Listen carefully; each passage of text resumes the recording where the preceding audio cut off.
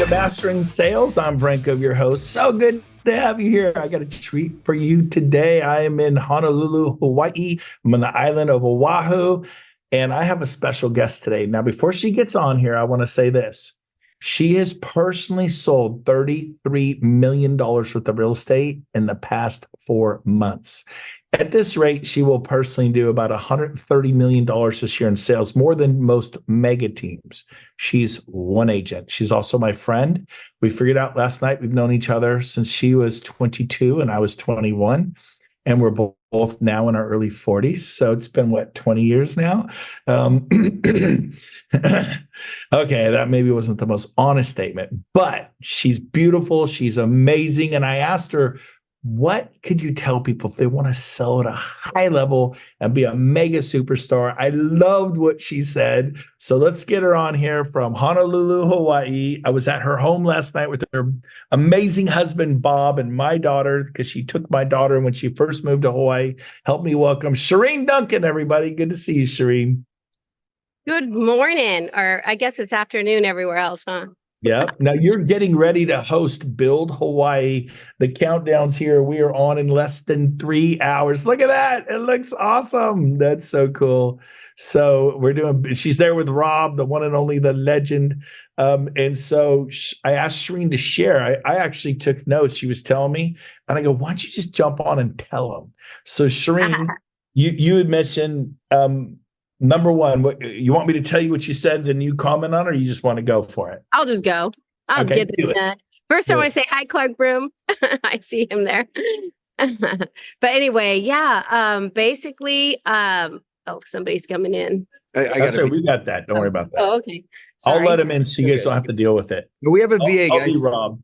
We have a VA. He's taking care of it. Yeah, Brent asked me, he just asked me this, not too long ago. I'm like, wow, what is the one thing that is making, real estate happen so just crazy for me right now? And I honestly believe that it is authenticity. I know that sounds crazy, but not ever trying to push anyone, and really just hearing them, listening more than I'm talking, and connecting dots. And here I feel like, I may go out and show 5 houses that I thought were perfect, but I'm seeing a lot of people on my team, they do that, and then they're just trying to force them to buy something because they need to make money. So I think it's really important that you come across as, you know what?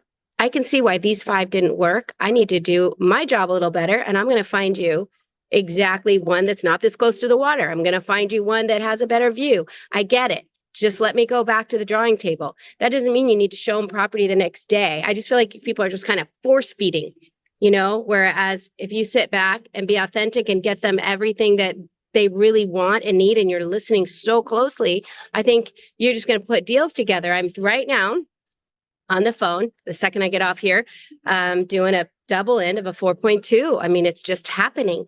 And, yeah, we're going to put it together, but it's all about, I'm listening to my clients, and I've got this crazy seller that wants $200,000 released in 7 days. Okay. So it's working with both sides, the crazy lady, the wonderful buyers, and somehow making them not know that the lady's crazy.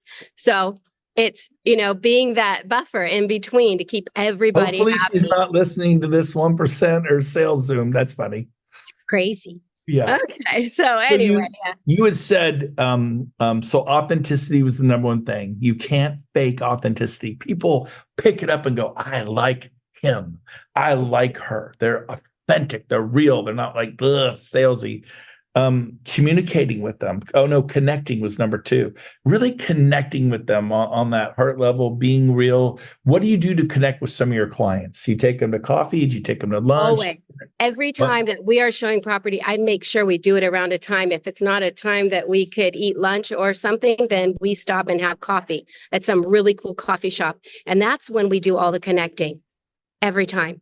It's not out showing the property. It's sitting down and breaking bread, so to speak, with them always. Always. Beautiful. And let's say you took Tara Diaz. Tara, I got it. Tara.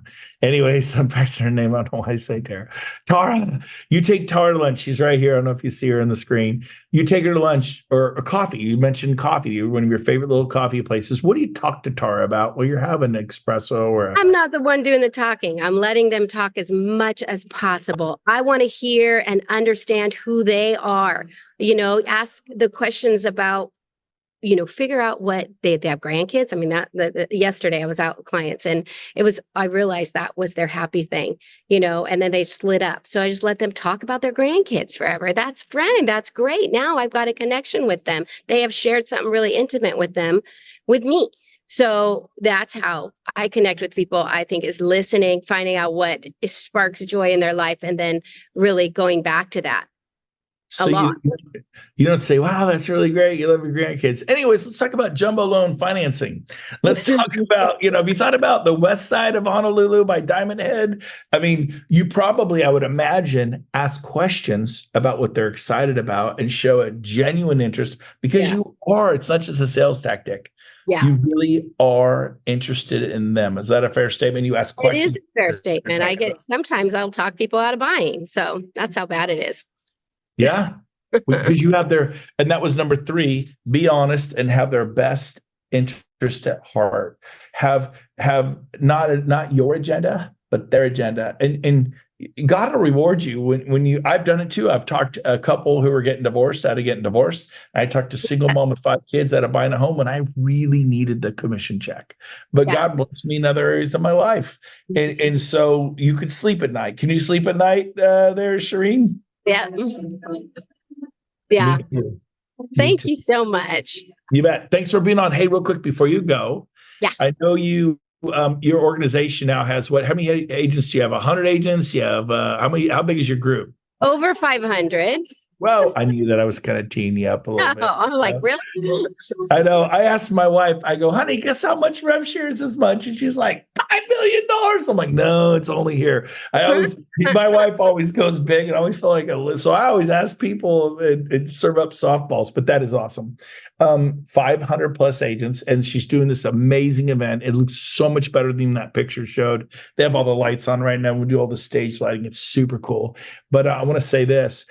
You mentioned to me real quick that we're looking at the ceiling. Bring it down a little bit. Yep, down. There it is. Yeah, it looks so cool. It's just a massive room. Thank you. That's good. That was a great shot. So here's the deal. Leaders invest money into their events. You mentioned you're probably going to invest. Are you comfortable sharing how much you're going to invest into this event for why? I'm willing. Yeah. I mean, I've been blessed. How much do you think you're going to invest on this event? How much do you think you're going to invest? Am I going to invest? About $50,000. Yeah. About $50,000. Okay.